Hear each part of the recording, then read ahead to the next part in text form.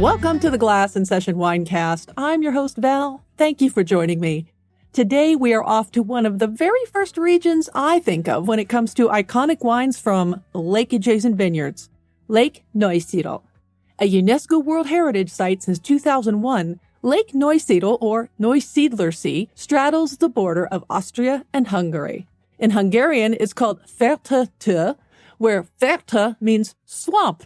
But most of this shallow, swamp-like, saline body of water actually sits in Austria. What does this have to do with wine? Well, dear listener, this lake is part of the Burgenland wine region, one of Austria's federal states that are defined as wine-growing regions, which brings us back to the where of the wine.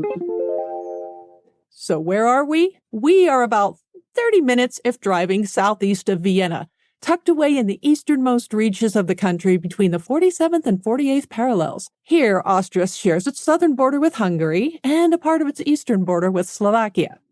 The greater region of Burgenland has nearly 12,000 hectares under vine, and there are 5 more specific growing areas within, including Eisenberg, Mittelburgenland, Rosalia, Leithaberg, which includes the area around Rust, and Neusiedler See. I always want to say Neusiedlerslee, just because American tongue, but it's Neusiedler See, the largest producer in Burgenland area, for that matter. And it is this last region which we find east of the Neusiedl Lake, which contains nearly 6,000 hectares of those aforementioned vines. The growing region of Neusiedler See is 30 miles long and about 12 miles wide, and most of the grapes are grown on the lake's northern and eastern shores with little patches around as well. Going back in time, archaeological evidence dates Austria's wine history back to the 10th century BCE, thanks to grape seeds that were preserved enough to tell the story. In the area we are focused on today, Burgenland, we know that the Celts and almost certainly Illyrians were growing grapes around 700 BCE, thanks to the Celtic burial mounds where not only were found grape seeds, but grape seeds of the vinifera species of grape, that most commonly used for winemaking. And would history of a wine region in Europe be complete without the Romans? In most cases, no. The same with Austria. We met them all around the Danube area last season, so it makes sense that yes, Romans were here too in the 1st century BCE, and yes, where there were Romans, there was wine, particularly in the Lake Neusiedl area, and they expanded their grape growing throughout the regions, as they do, and especially in the Pannonian Plain, which does have an impact on this area's growing climate, come to think of it, as far as warm air goes. And what the Romans did was plant a whole bunch of new vineyards there in the 270s and 280s CE. Thank you, Emperor Marcus Aurelius Probus, for lifting whatever silly ban was on grape growing at the time when it came to vines north of the Alps. For the next 200 years or so, they would continue to grow grapes and make wine in the region until mass migrations interrupted the grape growing groove and caused a lot of upheaval, thus the neglecting of the vines. By 795, Emperor Charlemagne, or Charlemagne, to those of us with the English tongue, he did love him some wine, and he was expanding his control and even developed something called a Capitulare de Villis, which was pretty much a self-help guide for how to manage your royal estate properties. And yes, this included everything you ever wanted to know about growing grapes at that time, making wine, and even the legal ins and outs of the day. But don't forget to register your vineyards and make sure they were evaluated by whomever did the vineyard registration and grape inspections at the time. Just as most European vine-growing regions would not be complete without the Romans, I assure you, they wouldn't be complete without occasional invaders. Well, we've got those. More destruction, got some of that. Crazy monarchs, those are coming. Monks, wars, pestilence, and disease. And if you have your wine history bingo card handy, get ready to yell bingo, because along came the Magyars in the late 800s through 900, and this is why we can't have nice things. Usually it's the Ottomans in this region, hashtag am I right? Oh, but they'll be here, don't worry. Either way, viticulture is going to suffer at the hands of this incursion as such. But have no fear also, because along come the monks of the Cistercian variety in the 10th and 12th centuries, and by now, you know, they did their monk thing, and their thing is to tend the vines, make the wines, and all that good stuff. By 1170, guess what? The Babenbergs were rolling up on Vienna to make it their new capital, so citizens of Vienna, you too can own a vineyard, and you can own a vineyard, and you can own a vineyard. And then there was Duke Rudolph IV and his 10% wine tax, stripping owners of property rights, and a nice little trade war between the states and ruling classes on wine transport and import. Crazy monarch. Check. Things did chill a little in the 1400s for a couple of hundred years, and viticulture was once again on the rise, to the point that even today there is only about 1/3 of land under vine, as there was back in the 1500s. In Rust, near Lake Neusiedl, winemakers there were permitted by one each Hungarian Queen Maria to slap a big-ass letter R on their wine casks, a harbinger of appellation and place of origin labeling to come, methinks. By 1524, we see in Burgenland the first signs of exceptional dessert wine, which historians believe to be a TBA, or what we call a Trockenbeerenauslese level wine, meaning very, very sweet on the scale of ripe grapes as they are picked and the sweetness scale for German wines. And this was made by a noble family named Esterhazy, and the wine was called Luther wine. It is said that a cask of this wine was purchased by Prince Paul Esterhazy in 1653 and was enjoyed for nearly 200 years before the cask was finally emptied in 1852. How cool is that?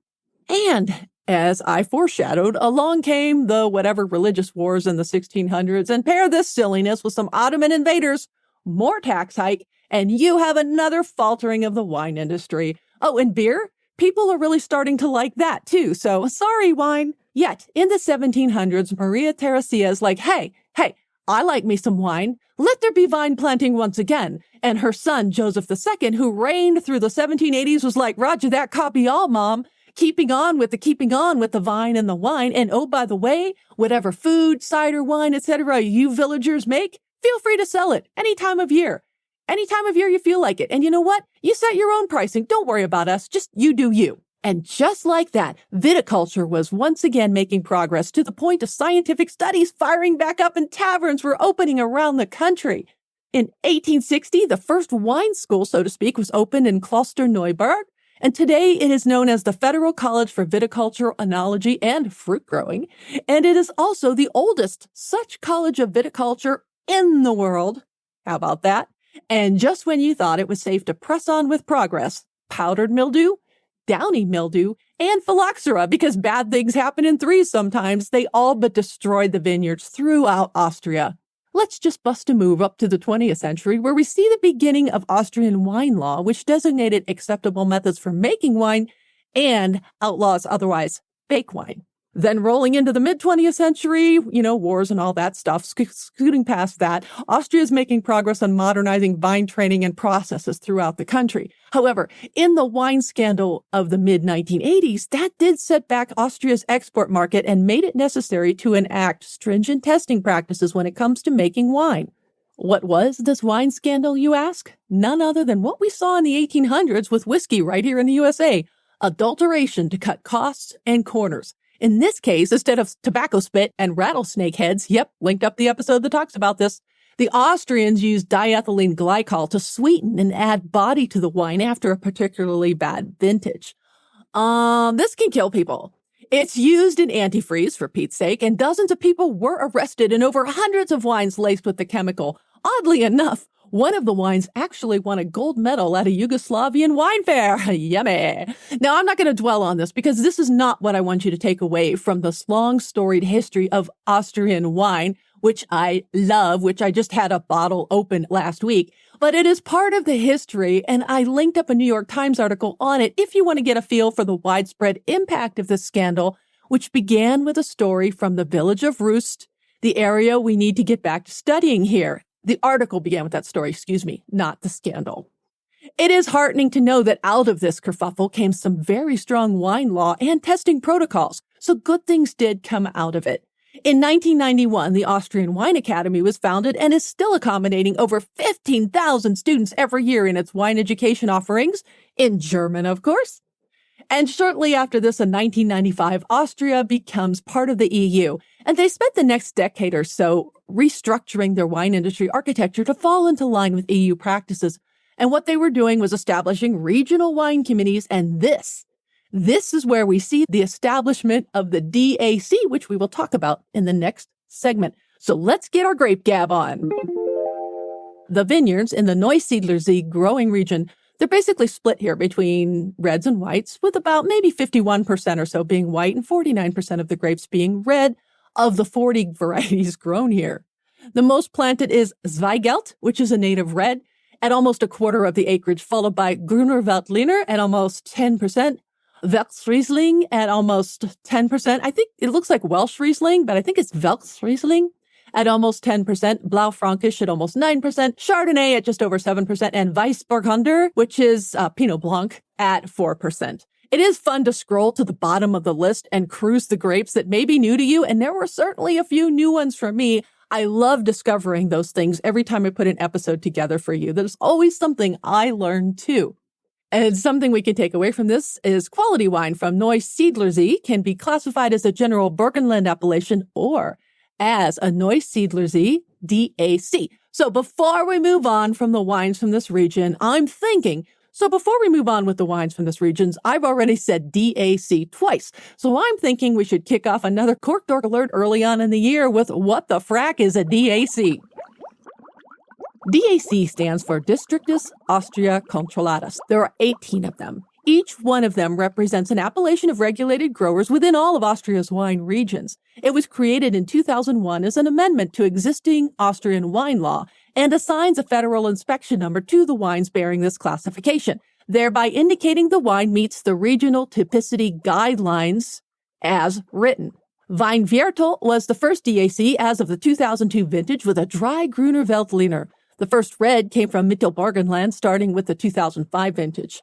And like other appellations around Europe, these DACs within Austria function to identify on the wine bottle that the wine bearing this label meets all the requirements for its respective growing area in terms of grapes grown, growing practices, even the organoleptic characteristics of the wine, the taste, the smell, the color, the style, etc., as defined by that region's DAC Growers Committee. Within the DAC system, Austria also has a three-tiered quality pyramid, with the bottom and the largest being Gebietswein, or regional wines, which is the lower tier of the pyramid, less strict regulations compared to the middle tier, which is Ortwein, a little stricter on the origins and quality of these village-level wines. And at the top of the pyramid, you'll find the specific highest quality single vineyard wines, for instance, known as Rheinwein, all within the DAC hierarchy. Like I said, there are 18 of these now, with the most recent addition being in 2023.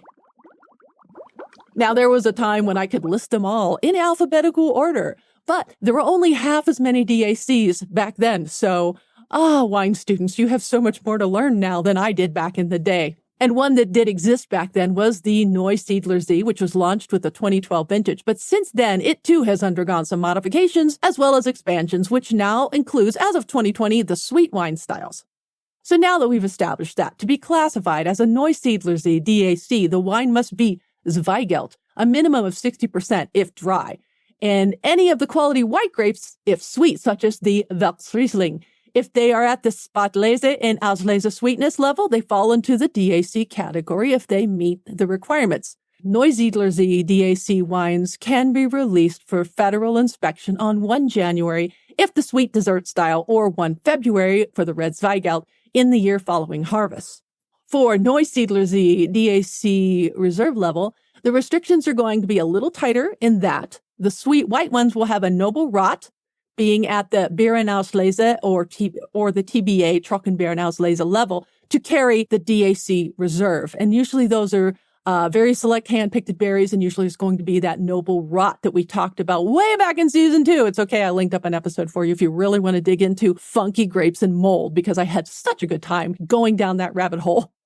And for the reds in the DAC reserve category for Neusiedlersee, the ABV is going to be a bit higher if it's a reserve, time in wood's going to be longer than a year, and that's when they can be released. In other words, Neusiedlersee DAC reserve wines can't even be submitted for inspection until 1 February, the second year after harvest if dry, or 1 April, the second year after harvest if sweet, noble, rot styles. And for the sweet wines, whether Neusiedlersee DAC or Neusiedlersee DAC Reserve, the max residual sugar is 4 grams per liter for the dry and a minimum of 45 grams per liter for the sweet. And if you see Seewinkel on the bottle, it looks like Seewinkel Run, but it's Seewinkel On the bottle, it's going to be a Neusiedler DAC Reserve sweet level wine from a very specific set of municipalities. And all this because of a lake. Yes, not only does the lake afford a certain amount of temperature moderation by storing heat from the warm Pannonian days and releasing it at night, as I've mentioned in the other lake episodes, that kind of heat sink, but in this case, more humid autumn conditions along with the mist and the fog. This is perfect in this area for the development of the aforementioned noble rot, or what we call Botrytis cinerea. It's behind some of Austria's most iconic, sweet, delicious wines from this region. And I should mention there are other small salty lakes in this southern part of the region that contribute to these ideal botrytis generating conditions known as Zichlaken. Zichlaken are the lakes, not the conditions, just to be clear. And I've linked up, like I said, that season 2 episode where I went way down that moldy rabbit hole in botrytis for a hashtag corkdorkalicious treat totally dedicated to rotted grapes. Now, something I didn't touch on in the prior 2 lakeside episodes of Grape Geekery was that reflections from the lake actually can reflect back onto nearby grapes. So those grapes that are hanging out on the shores, the reflections from the lake surfaces reflect back onto the grapes, and that keeps that noble rot from turning into the bad kind of rot, the gray mold. And the technical term here is icky. Not really. If the conditions were to stay wet or rainy and no warmth or sun was to come and interrupt that process, this noble rot just keeps going down the dark, dingy road to moldy, no longer noble, my friend, just rot, and nobody wants that. But other wines are made here that are not DAC wines, including from Blaufränkisch, Saint Laurent, and Blauburgunder, which we call Pinot Noir. White wines in this region can be made from Grüner Veltliner, the aforementioned Veltliner, Chardonnay, Scheurebe, as well as Muscat. And in addition to the botrytized wines that drew me to this region because of those very special noble rot conditions, Neusiedler is also known for Eiswein, wine from frozen grapes, and straw wine, or Strohwein, wine made from dry grapes. And I linked up in-depth episodes on both of these styles that I explored right here on the Winecast if you want to get your cork dork on with respect to these specific styles of wine. To sum up, there are almost about 500 wineries in this region, and red Zweigelt wines make up about 61% of production. All styles can be found here: red, white, rosé, sweet, dry, and even Sekt, the sparkling wines made in the traditional method from none other than Grüner Veltliner. So let's put a bow on this, shall we? It all started with a lake. So let me drop some more nuggets about Lake Neusiedl on you. The lake itself, as I said, a little salty, is mostly owned by a single family, yet it's Austria's biggest lake and one of the largest of Central Europe's steppe lakes. Neusiedl Seewinkel is a national park and is the heart of a diverse biosphere in terms of plants and animals who thrive here, with neighboring communes claiming ownership to lesser parts of the lake.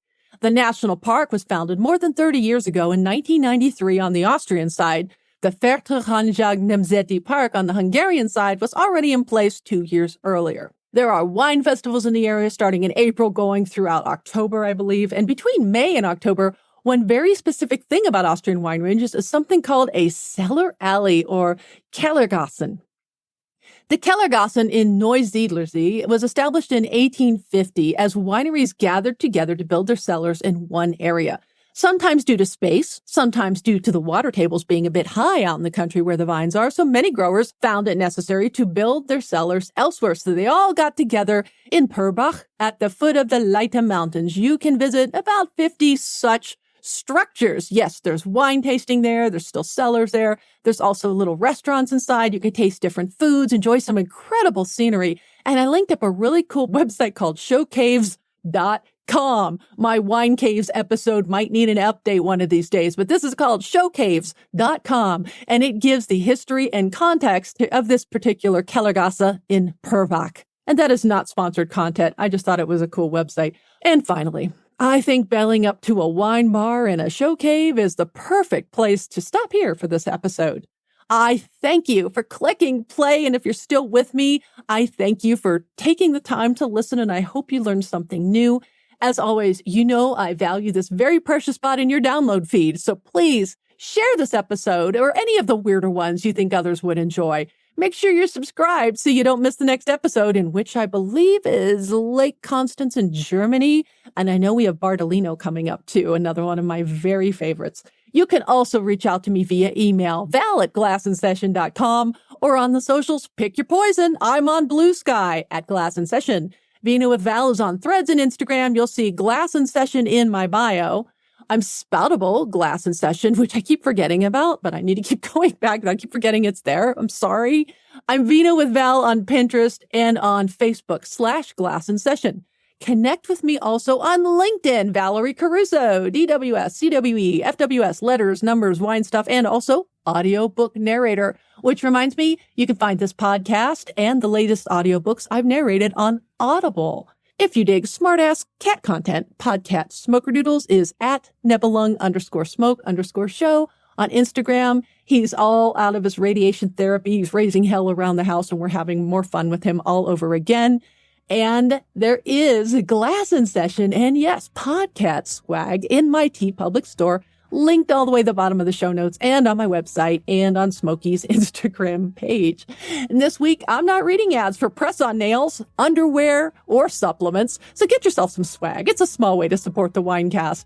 Dry blend teas are my favorite in terms of softness and fit, and I do size up 1 or 2 sometimes. And for those of you scoring yourself some swag, thank you so much for your support. There are always sales on the site, so keep a lookout for those too. Or maybe buy some friends a Cork Dorkalicious gift. Until next time, Glass and Session is a production and registered trademark of Vino With Val, LLC. Music is Write Your Story by Joy Stock. Website is glassandsession.com/podcast.